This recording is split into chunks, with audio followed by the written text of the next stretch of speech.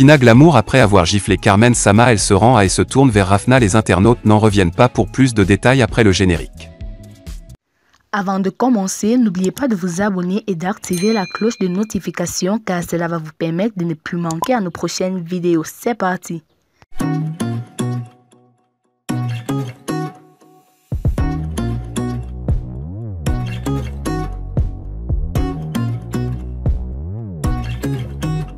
Ce n'est pas un secret, entre Tina Glamour et sa belle-fille ce n'est pas totalement rose. La mère de DJ Arafat avait provoqué un gros scandale sur la toile en faisant un déballage terrible sur Carmen Sama. Dans la foulée, elle s'en était pris aux parents de cette dernière, avant de faire peu après volte-face pour leur faire son mea culpa après cette période houleuse. Il est temps de tourner la page. Même si sa relation avec sa belle-fille n'est pas tellement rose, celle qui est aussi grand-mère pense très fort à sa petite-fille Rafna. La jolie petite princesse de la Chine lui manque terriblement. Dans une série de publications sur son compte Facebook, elle a exprimé tout son amour à sa petite chérie. Je t'aime. Tu me manques mon bébé, tu as le beau sourire de ton papa, il voit tout, personne ne pourra changer que je suis ta grand-mère Choco ma Rafna, a-t-elle écrit en légende d'une superbe photo. De l'intéresser ailleurs, Tina Glamour a posté un cliché de sa visite à Rafna Boutique, l'entreprise de Carmen Sama. À Rafna Boutique, on se mêle des problèmes de famille. Honte aux mauvaises langues, moi, je suis sereine. Je mords et je souffle, a-t-elle déclaré. Ces séries de posts font énormément jaser. La hache de guerre serait-elle enterrée? Les internautes l'espèrent.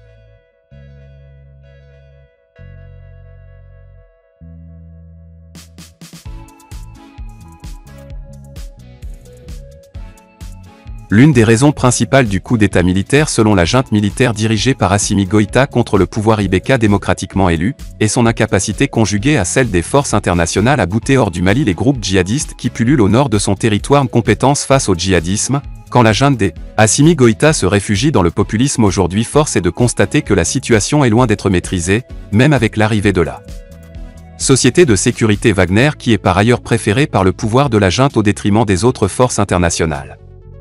En effet, elle use subtilement de stratagèmes populistes pour justifier le coup d'État et son maintien au pouvoir. Le populisme semble avoir un impact sur la forfaiture en cours.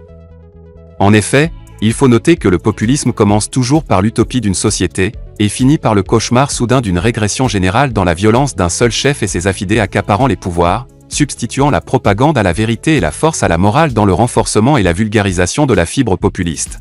La junte s'enorgueillit avec l'arrestation de 49 militaires ivoiriens qu'elle accuse de mercenaires à la solde de la France pour déstabiliser son pouvoir.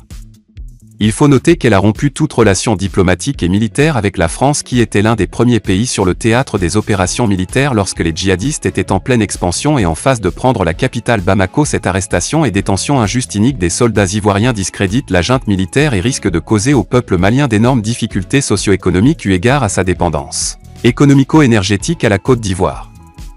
Comment sortir la tête haute de cet incident diplomatique? Nous sommes sans ignorer que les désordres populistes causent des dégâts économiques. Après des déclarations erronées et désordonnées relatives à l'arrestation des soldats ivoiriens, l'heure est au regret. Comment sortir la tête haute de cet incident diplomatique? La carte à jouer est donc de passer soit par la facilitation d'un pays tiers, notamment le Togo, pour engager des pourparlers diplomatiques, soit par voie judiciaire dont le verdict est déjà connu et a posteriori faire montre de son respect des lois républicaines qu'elle a oublié tout de go les avoir spoliées par un coup de force. Les analyses montrent que tous les dirigeants populistes s'autodétruisent après quelques années passées au pouvoir. Leur passage au pouvoir endommage généralement l'activité économique et que les dommages provoqués s'avèrent massifs et durables. Généralement ils promettent d'améliorer le sort du peuple, or en réalité ils l'asphyxient économiquement et socialement. Que se passe-t-il quand les impasses et les ruptures structurelles provoquées par l'échec de la gouvernance populiste engendrent une conjoncture